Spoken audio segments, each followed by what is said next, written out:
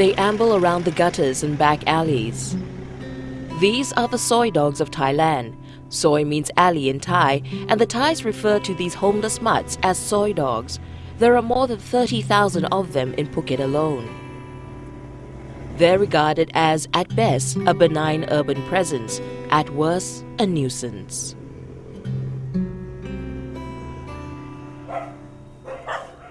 She, however, sees them as part of the Thai society.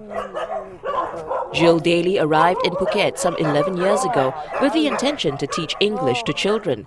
But when she saw the plight of these dogs, this 48-year-old British woman decided instead to make it her mission to better the lives of these voiceless and unwanted members of society. You couldn't go into any market or any street without seeing totally hairless dogs with wet mange, sores, obviously in great distress. In pain and also itching that would drive them to just feel crazy. We just couldn't stand by and see this happen. We had to try and do something about it. Yeah. Gill started by helping out with the Soi Dog Foundation, a Dutch non-profit organization that takes care of stray dogs. In 2003, it became a full-time job when she took over the foundation, which catches, vaccinates, sterilizes, treats and feeds the Soi dogs on this island. Gill works with these furry ones 7 days a week, and in the last 4 years, she and her team of volunteers were responsible for the neutering of over 17,000 Soi dogs. As Gill moves along deftly, it's hard to believe that this animal activist is actually a double amputee. Come on, Rambo. Good boy. Good boy, Rambo. Good boy. Here, Rambo. And it was her passion for these homeless mutts that cost Gill her legs and very nearly her life. It was in September 2004, at this very field, that Gill had her brush with death. This field was then flooded, and Gill was carrying a 20-kilogram stray dog which she had tranquilized through the field to be sterilized. Obviously, if I'd have left her in there, she would have drowned. So there's absolutely no, I had no alternative but to go and get her. After that, I just felt for a few days that like I was getting the flu. And then 4 days after I actually came into the buffalo field, that evening my legs, I can't describe the pain. And John took me straight to the hospital, where in the emergency room they put me on a trolley, and we literally just watched my legs change colour from normal flesh colour to a bluey grey colour. Gill was infected with an unidentified bacteria from the flooded plain. She survived, but had to endure the pain of both her legs being amputated. I think I probably cried for 5 minutes. And that was it. That was it. Then all I could focus on to get me through this was to concentrate on getting my life back.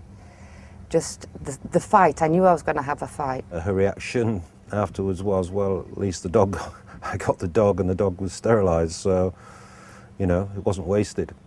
Most people probably find that a strange reaction when you've lost your legs, but that's how she is. I had to start working out, building myself up, focusing myself mentally, because it's a mental battle as well as a physical battle to get yourself walking again. And I just focused on, my goal was to get back to working with the dogs and helping the dogs. Out we come. Good girl. Come on. The ordeal might have taken away Gill's legs, but it left behind no traces of bitterness. She spent 9 arduous months learning how to walk again using prosthetic legs. 3 years on, and this feisty double amputee is back on her feet, doing what she loves best, catching dogs to be sterilized.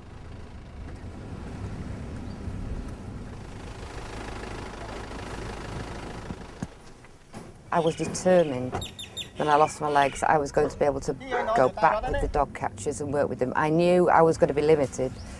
I wouldn't be chasing across fields anymore at 90 miles an hour, but I could still be a valuable part of the team, picking up dogs.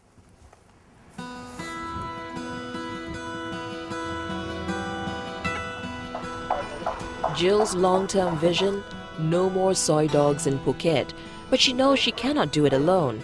She would need to involve the local community. Which is why Gill also conducts school tours. Wednesday afternoon at the dog shelter, and students from the neighborhood school are here to learn about the plight of soy dogs.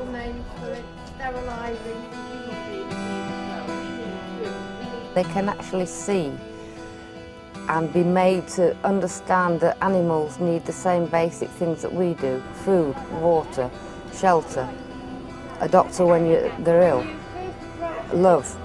They can realise this, and if we can change the thinking, then we can change the future generation. If we work together, we can solve the problem of Phuket with too many dogs.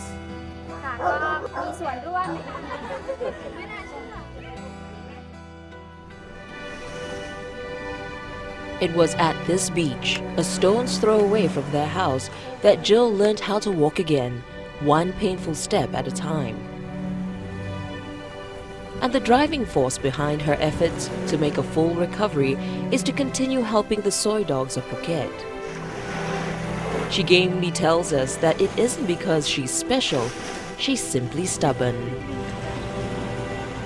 Every time you see a dog that needs sterilising, or an injured dog, or a sick dog, I have to be there to help them, and that's what keeps me going. I have to help them. I can't just walk by and turn the other cheek. This is what motivates me.